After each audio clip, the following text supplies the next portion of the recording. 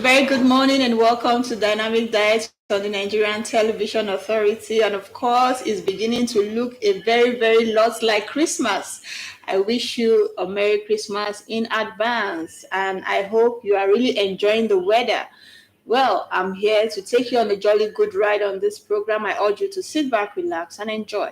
I'll be taking you through the safety and health tips. And on the weekly mirror segment, we'll be looking at the reason for the season. Shortly, my guest will join me in studio as we will be looking at Christmas, the significance, and lots more.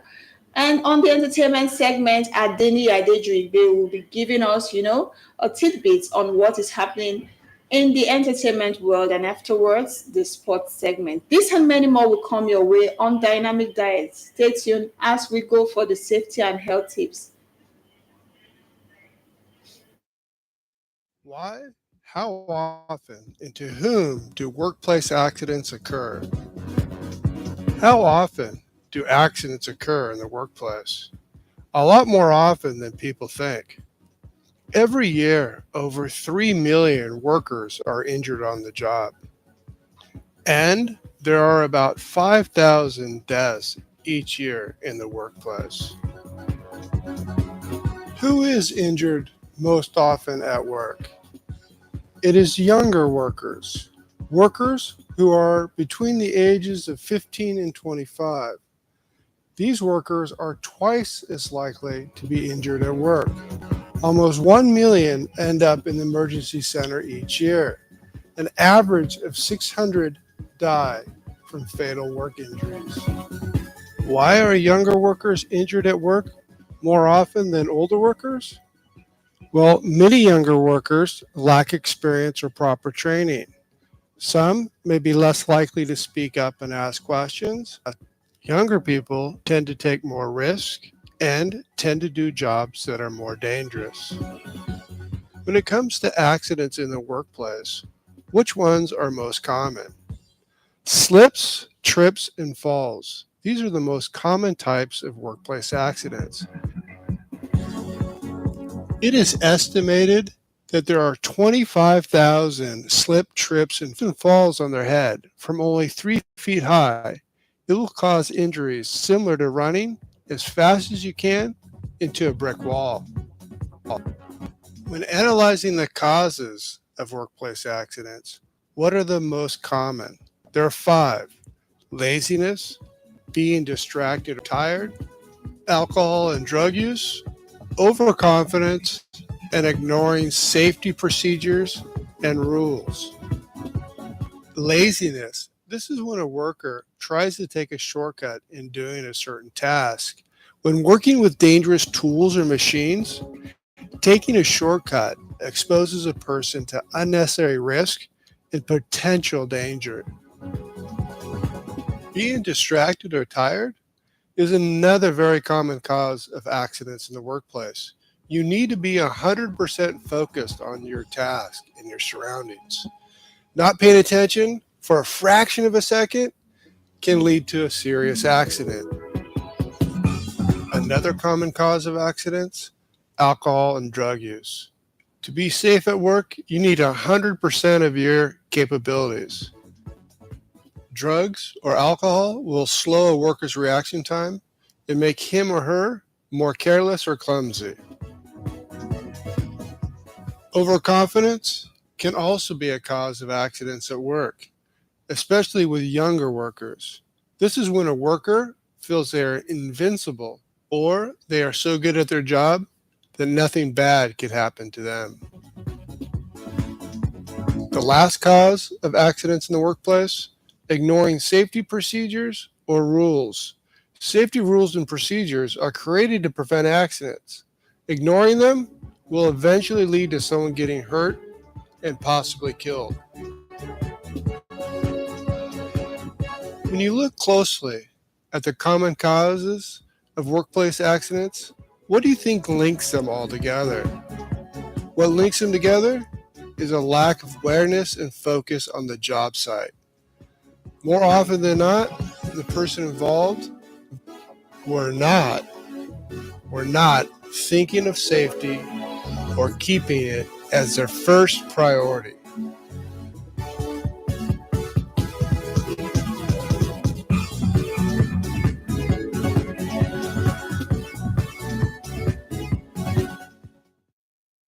In case you're just joining me, the program is still Dynamic Diet on the Nigerian Television Authority, and we are up to the Weekly Mirror segment.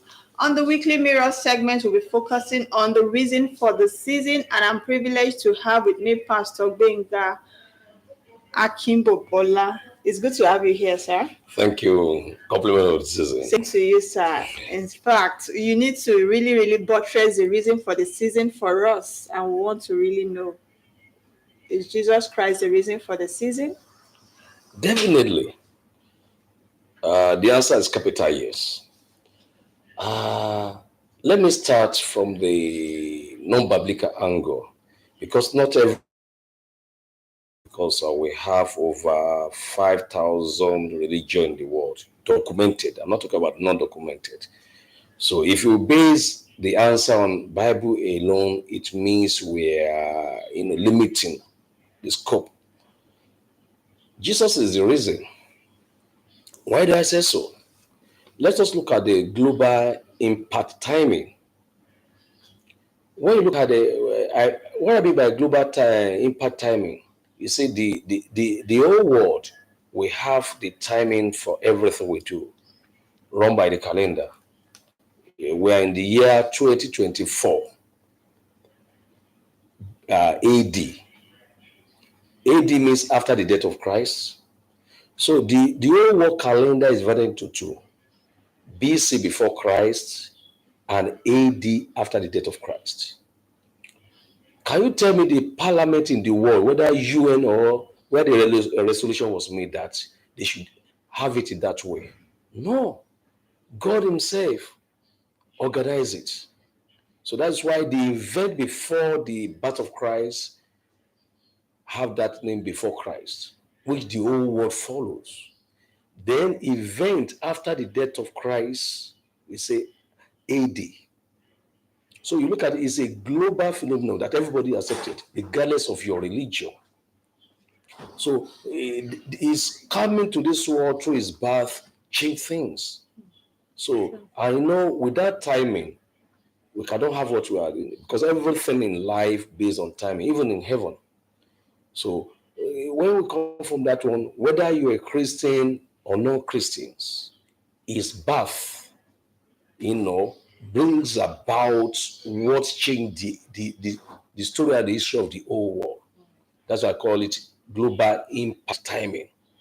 So it goes beyond religion, whether you like it or not. And that's why when Bible talk about the Antichrist, when he comes, he will try to change it, but he will fail. It's in the Bible. We want to change the time. He will not like to see anything called before Christ, after Christ. He will call himself small God or God himself. So you see, his birth changed the narration of the entire universe, as long as this world that we are now still exists. So his birth.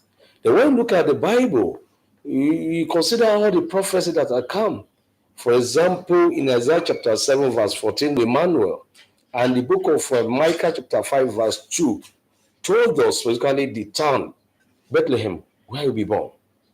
And we all know the event that happened when he was born. He was born through a virgin, which nobody has ever recorded again. It can never be. And how the shepherd, for the first time, the shepherd saw stars, and they traced to where the baby was lying in the manger. So his birth changed everything in the world. And when you look at it from the salvation angle, according to Matthew chapter 1, verse 21, his purpose of coming is basically to save soul, which he did. And when you look at his lifestyle, he brought peace and love. Even when you see a sinner, he doesn't condemn, but bring correction. Don't sin again. Don't commit sin again. Don't do this, do that again. So, and the whole world, even part of the world which I don't want to mention now, the way they are changed to Christianity is very, very alarming this time around now. So, there's no gainsaying. Christ-like, because the Christians, they are celebrating Christmas. Are they really behaving like Christ, Jesus Christ? Let me answer that one from this perspective. The actual dates, we don't have a record now. Okay. Some historians say around March, April. May, some say December. But to me, the date is not important.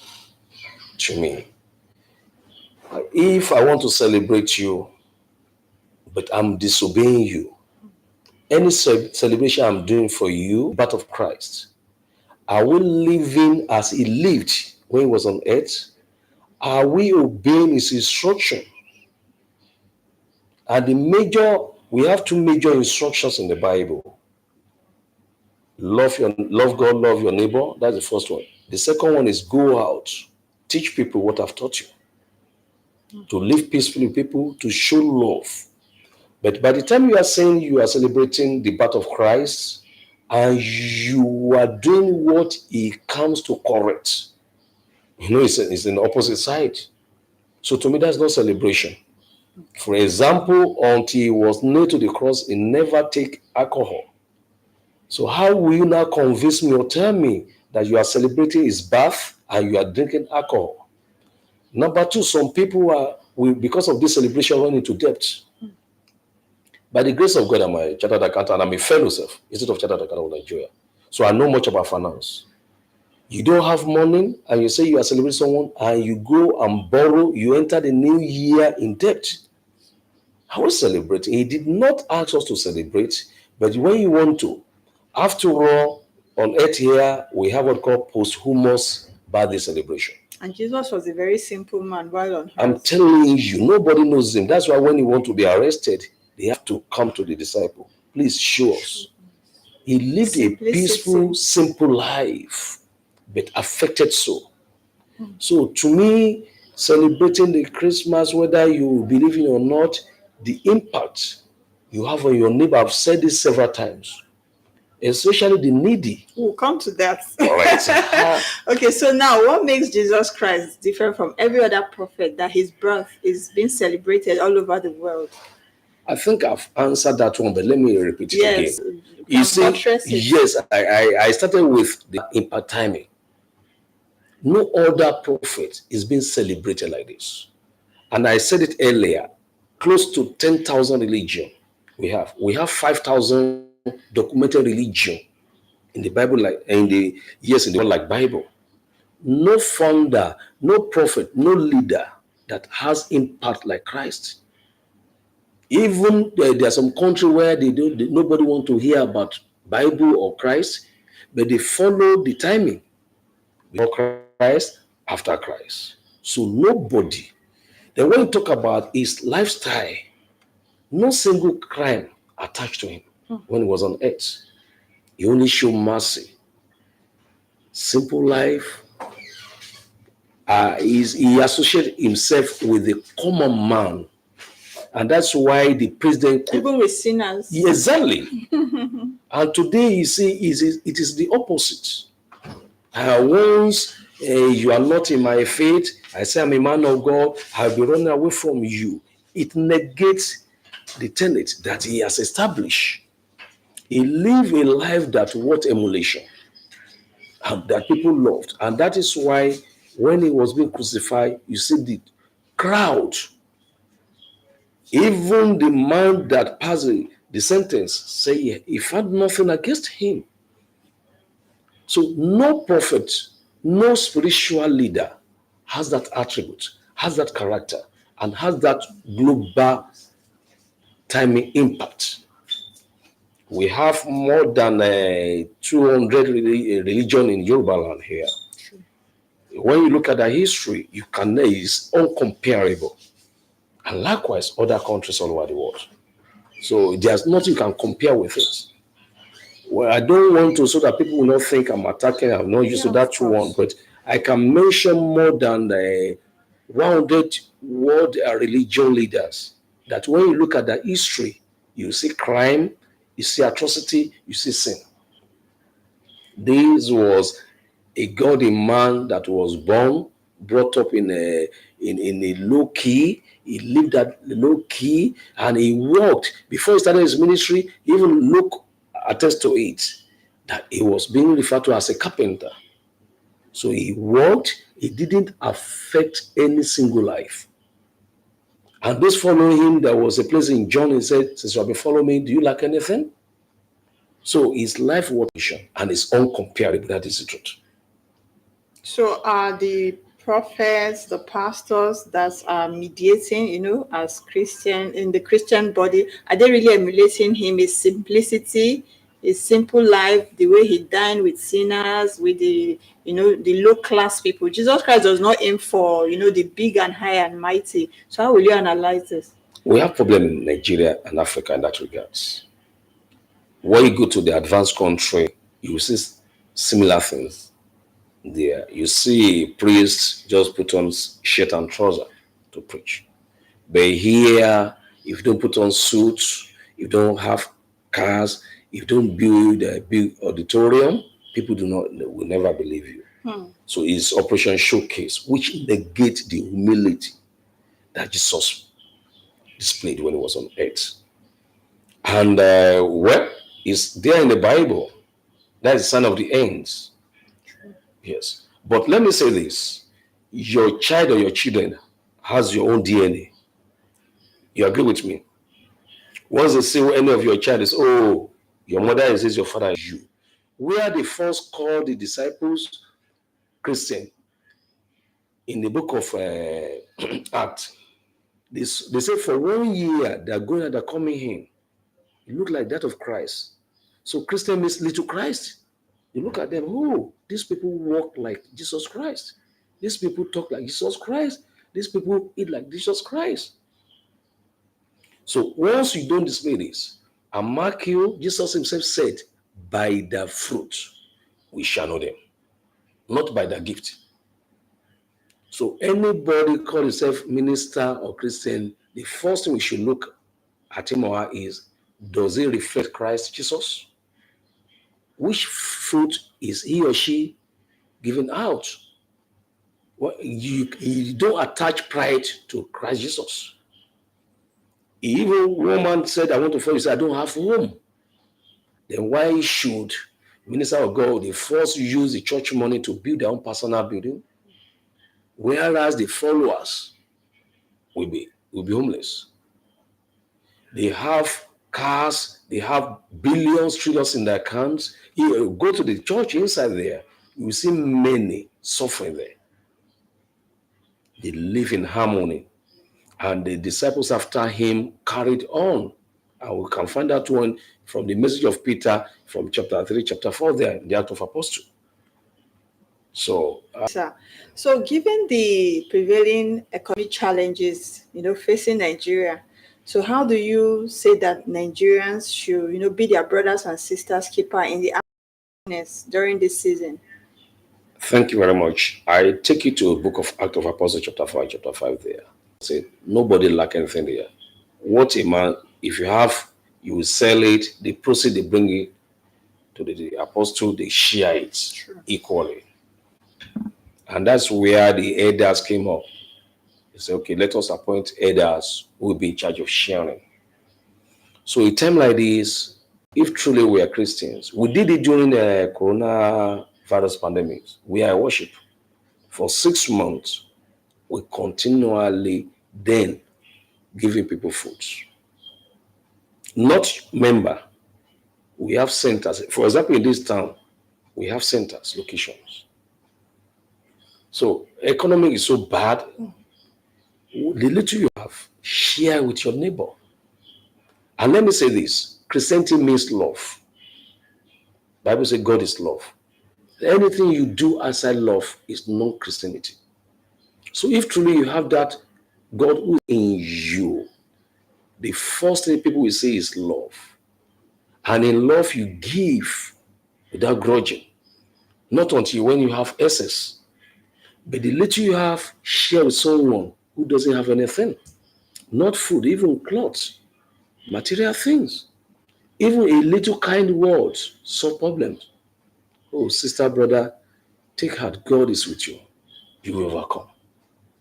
But today, how many people are doing it? So when you are saying you are celebrating, you must reflect. Jesus gave. God gave us the only begotten Son.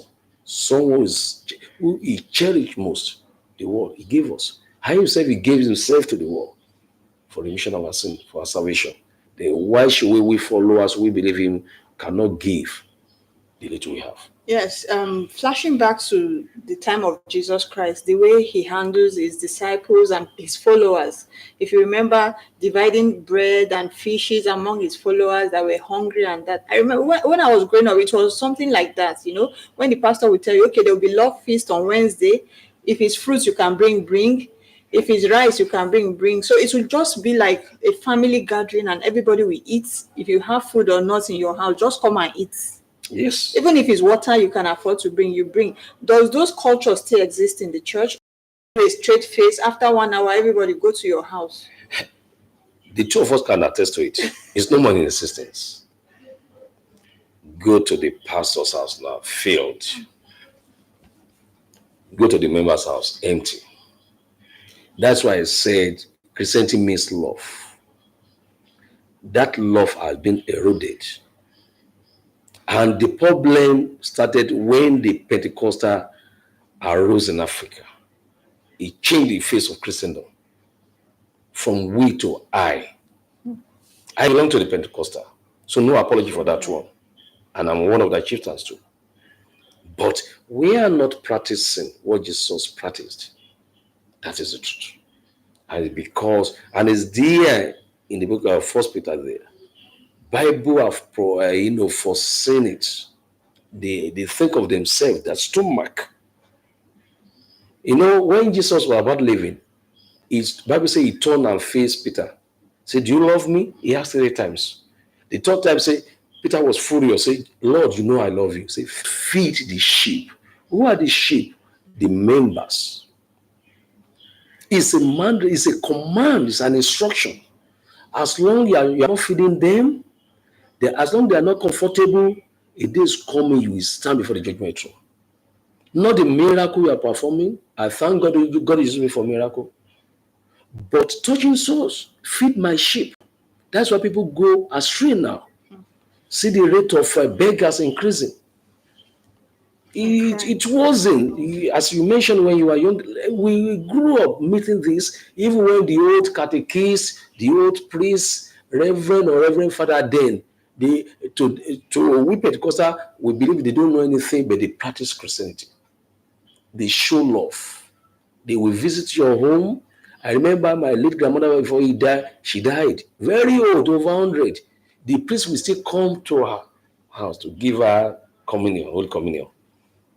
How are you, Mama? How are you feeling? Are we doing it today? So the system have changed from we to I. So the priest, the minister, any time you give to them, do not follow that instruction. But the instruction is so simple and direct.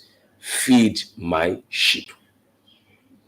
Okay, thank you for the enlightenment. So now, apart from Jesus being the reason for the season, this season worldwide is an holiday, season for people to relax, Exactly. wine and dine. Even Christians and non-Christians, they look forward to December. Exactly. Okay, so what's your advice for these fun seekers, the young people out there, on how to properly, celebrate the period? I will start from my secular profession as a chartered accountant. Be mindful of your spending. Don't go beyond your limits. As if you're that by January, maybe second week or third week, children will resume school. And the school fees now have jumped up, whether private or public. Okay. So the celebration you are doing, and you have problem in taking care of your children or your sibling, don't do it. Then number 2, apart from the financial aspect, don't do what Jesus did when he was on earth. Be simple. Touch life. If it's a cup of gari and you see that your neighbor do not have, give it. Drink it together. And if you don't have at all, say thank God for being alive. Many want to be alive, but they are no more. It's by grace we are alive, and I pray we see many more years. So be simple in your celebration. If you have excess, you can expand it. But if you don't have excess, don't. And let me say this, the tradition of killing chicken, all these things, is never biblical. If you have money, you can buy chicken. I do tell people like a joke. If you buy an egg, you've eaten a complete chicken, including the feathers and the bones. If just an egg, boil it or fried it. So why should you go and borrow whatever you have? First Timothy chapter 6, verse 6. See, godliness with correctness is a great gain. The little you have, be content with it. It's a great gain. He said, we bring nothing, we are going back with nothing. So don't run into debt because of celebration. If God have provided for you, thank God for your life, but celebrate it in a minimal way. And don't do it in a way that somebody will now be cursing God or accusing God. Why do you create me like this?